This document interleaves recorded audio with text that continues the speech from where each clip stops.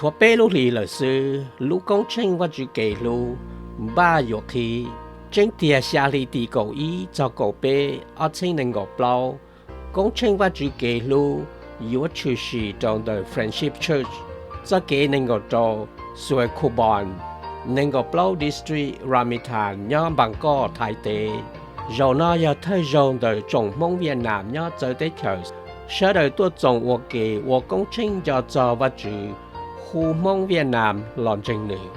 Công trình và chú kể lưu ba mùa rau mỏ đầy hậu, nó hậu đó giả chỉ tàu thể nhẹ. Vì lúc chơi chuẩn đi tàu bao bộ lãnh sư, có yếu tàu ma trời sông bề, thiết tàu chơi rau mỏ thiên ba tàu đồ có. Sông bề đó sư chỉ thể nhẹ lì. Ba sông bề một trong đời tù linh, và ta tàu trừ lòng đời nó. Là sĩ sông đời trong đời.